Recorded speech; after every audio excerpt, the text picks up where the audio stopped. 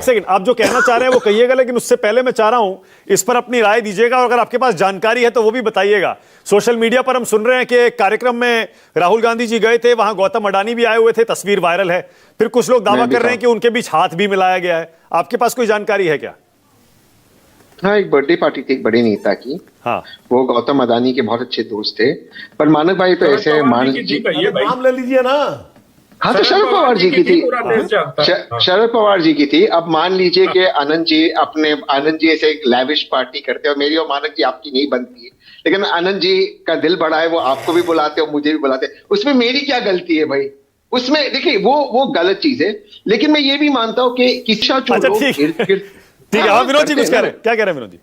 देखिए, राहुल गांधी की एक समस्या ये रही है कि जिन जिन लोगों पर उन्होंने भरोसा किया पार्टी में, करेक्ट, लगभग उन सब ने उनके साथ जो है डिच किया, दगा किया। ज्यादा मतलब वो या तो परफॉर्म नहीं कर पाए या वो पार्टी छोड़ के चले गए।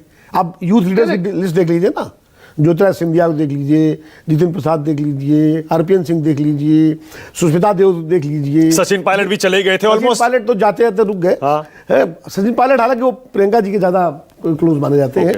अशोक तंवर को देख लीजिए, कहाँ चले गए। मतलब अशोक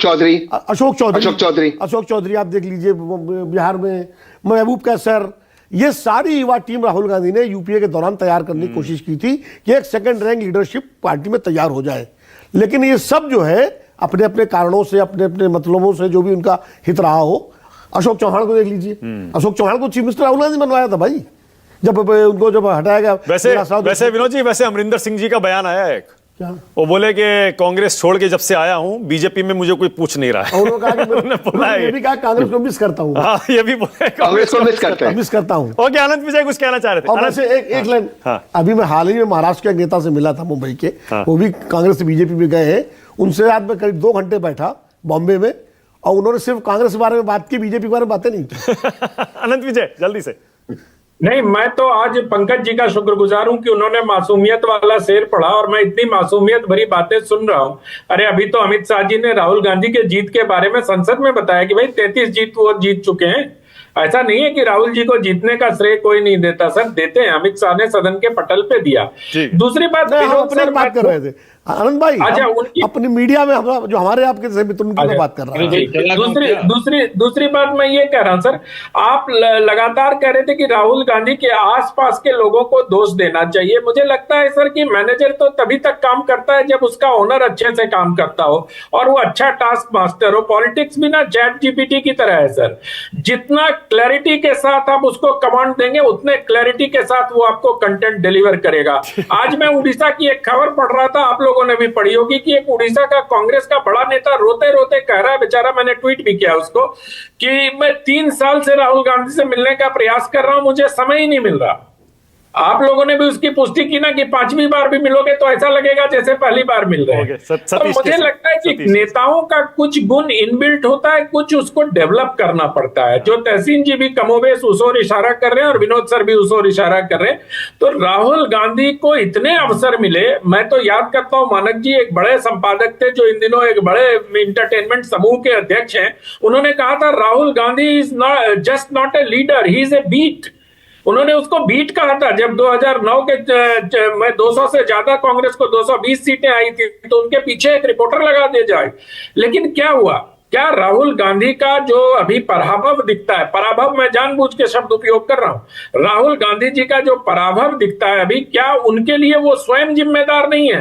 सिर्फ उनके इर्द गिर्द के लोगों को जिम्मेदार ठहरा देना, मुझे लगता है उनके आसपास सतीश केसिंग, ऑलराइट, सतीश केसिंग, सतीश जी के लोगों को चुनते तो राहुल जी ही हैं। एक दोहा कह दूं मैं? हाँ बस, हाँ उसके बाद सतीश जी। गोस्वामी तुलसीदास जी ने कहा है, क्या कहा है, कि सचिव वैद गुरु तीन जो प्रिय बोले भय आस, राज धर्म और दया का होए बेगिए नाश। उन्होंने भी कहा है सचिव, वैद्य और गुरु, ये 3 लोभ से या डर से खाली अच्छा ही अच्छा बोलते हैं तो राज का, शरीर का और धर्म का, तीनों का नाश होता है। ओके, सतीश जी बोलिए, क्या कह रहे हैं? गोस्वामी जी ने ठीक कहा था सर, लेकिन गोस्वामी जी ने तो ये भी कहा था ना, वो कुटिल सम नीति, कुछ ऐसी एक बात है, खलसन कुटिल सम नीति वाली बात जो कही थी, मुझे ठीक से याद नहीं है। जितने आपने युवा नेताओं के नाम गिनाए, जितने युवा नेताओं के नाम आपने गिनाए कि वो एक एक करके छोड़ के चले गए, तो मुझे लगता है सब में उन्हीं की एक समान गलती नहीं होगी कि वो परफॉर्म नहीं कर पाए या डिलीवर नहीं कर पाए। कुछ तो सोचा होगा, कुछ तो रही होगी। कोई यूं ही बेवफा नहीं होता। हाँ ठीक है, सतीश के सिंह, सतीश जी बोलिए जल्दी, सतीश जी आइए। जल्दी से जल्दी बोल रहा हूँ, मौका तो आए। बोलिए बोलिए। आनंद विजय ने शुरू में ही इसलिए टिप्पणी कर दी, उनका बेईमानी साफ सामने आ गया आज पूरा मंच कब्जा करने के चक्कर में। ये पास टाइम है पूरे देश का। हाँ। राहुल गांधी के ऊपर हमला करते रहो। मैं तो उनकी आलोचना भी करता हूं, लेकिन मैं मानता हूं कि बहुत लंबे समय बाद कोई भारत में बहुत ऊंचे स्तर का सिद्धांतवादी नेता पैदा हुआ है। इसमें कहीं दो राय नहीं है। हाँ। उनको खाली इलेक्शन में थोड़ा काम करने की जरूरत नहीं तो अपना सौंप दे किसी को, लेकिन वो जो बात करते हैं उसका कोई भाजपा में मुकाबला करने के काबिल भी नहीं है, मैं आपको इतना बताऊं। गुस्सा मत होइए। क्रोधित हुए भी कह सकते हैं आप। अरे क्रोधित नहीं, आवाज में दम है। आप लोग से हम लोग दबने वाले हैं। ओके, टाइम खत्म। थैंक यू सो मच राष्ट्र की बात में आने के लिए इस गर्मा गर्म